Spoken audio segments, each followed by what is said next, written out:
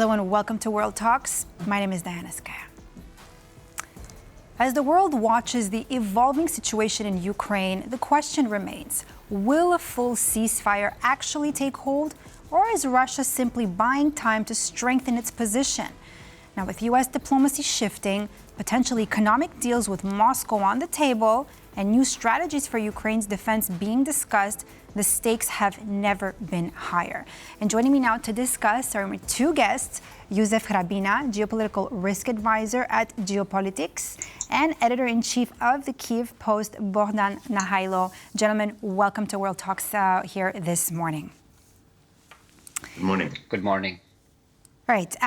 Maybe I can start with you, Bohdan. Steve Witkoff has said that he expects a full ceasefire in Ukraine to possibly happen in the next, to take effect within 2 weeks. What are the chances of this actually happening? At the moment, I think they're very remote. There's a lot of brave talk, bravado from Washington. Everything that Trump does is going well, whether he's talking with Putin and not really getting any results, or whether he's talking with Zelensky, who is standing firm. Everything is going well. The problem is that Washington has been applying carrot and stick tactics, but the carrot is being offered to Moscow, and the stick behind the scenes and even explicitly until recently has been applied to Kyiv.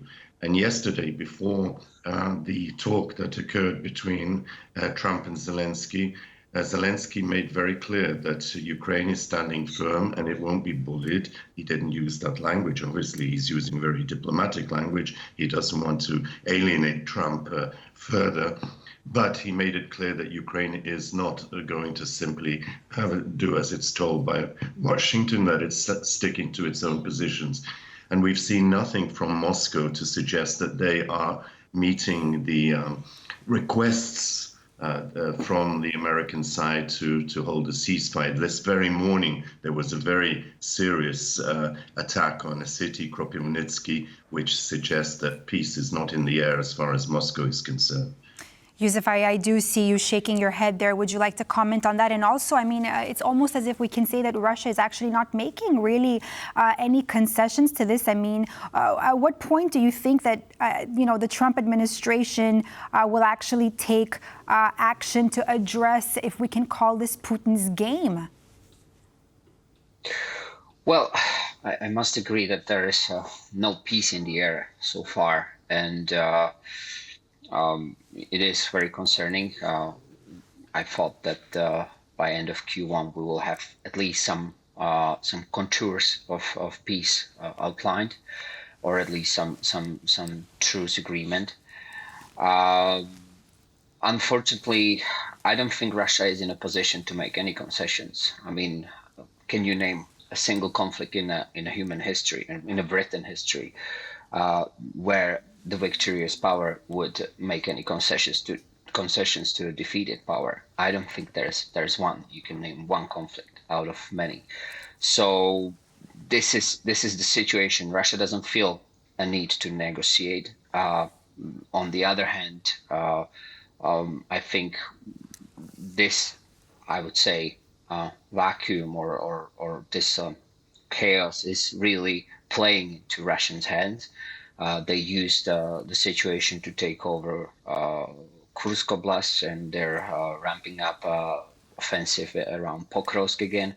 So I believe this is the situation that plays mostly into Russia's hands.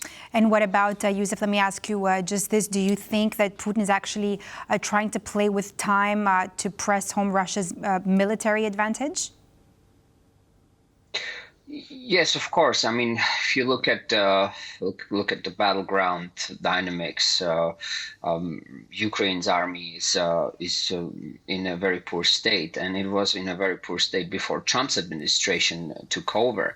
So, and by that I mean under the full support of Biden's administration. So Russia knows that this situation on the battleground and the dynamic that is going on for more than a year now, when Russia has a momentum on the battlefield, is playing into its hands. So why peace for them? Bohdan, how far are we on thinking that Donald Trump would actually impose further sanctions on Russia to push him to commit to a ceasefire? Well, we see no sign of that. There's been some hints of it in statements coming from the White House, but in effect, as I said, it's more carrot rather than stick. The suggestion is that they're keeping the very serious threats of, sanctions and affecting oil prices and giving weapons to Ukraine and all of that in reserve. But the unfortunate thing for Ukraine and for Europe is that Trump seems to want to make a deal over the head of Ukraine, over the head of Europe, and simply, deal with Russia, give Russia a large chunk of Ukraine. That's territory that is already occupied by the Russians and perhaps more. And I think also behind the scenes, there's been a fair amount of extortion, blackmail on the Ukrainians. We remember the talk about the minerals deal. If you looked at the fine print of the reports from yesterday, now he's suggesting that perhaps Americans be given control of the Zaporizhia and other nuclear power stations, that they go for security purposes, of course, not business, that they be put in American hands. So there's this kind of 19th century colonialist attitude that Trump is showing, especially to Ukraine, but also towards Canada, towards Greenland, Denmark, etc.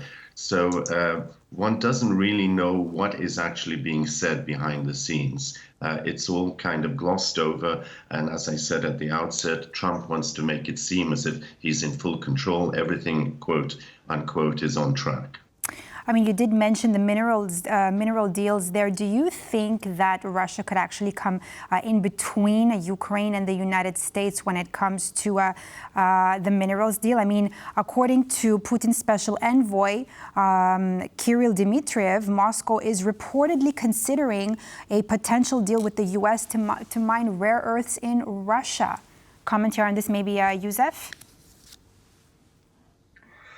Yes, I would like to maybe stress out what Bohdan already mentioned. This reminds a mid-19th century concert of Europe type of situation when great powers would be supporting their proxies in a conflict, and then when the conflicts were regulated or they were managed, the great powers would just divide and rule over those newly conquered or newly lost territories. It's a very strange situation, and this is how multipolarity works in the first place. Secondly, I think this is something what Ukraine is now witnessing, and we see it unfolding in front of our eyes, that really the U.S. administration, presidential administration, is ready to deal with Russia that invaded Ukraine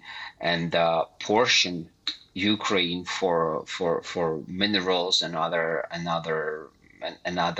industries. We see Zaporizhia nuclear power plant being into part of the talks, and which is really 19th century imperial type of logic.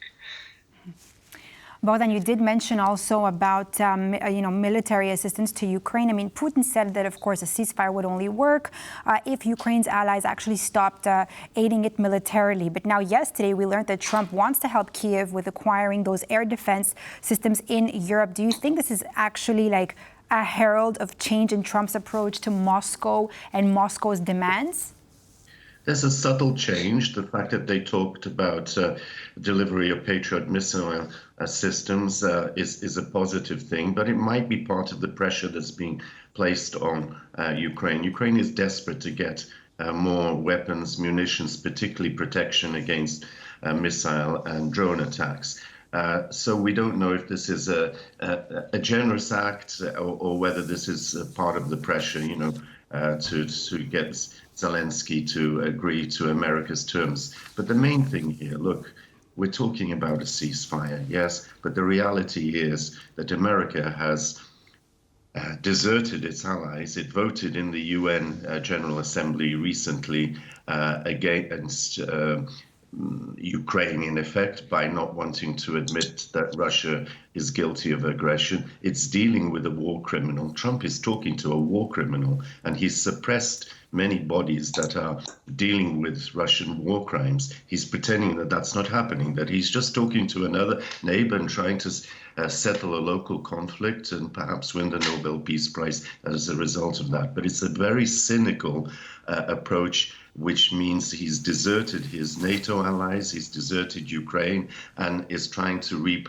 benefits very cynically from a situation which is criminal under international law. Yes, particularly when Donald Trump has mentioned early on throughout even his campaign that he would be able to finish this war in 24 hours. Gentlemen, unfortunately, it's all the time that we have this morning. Thank you so much, Bohdan Nahaylo and Jozef Hrabina, for all your input this morning. Thank you for having me.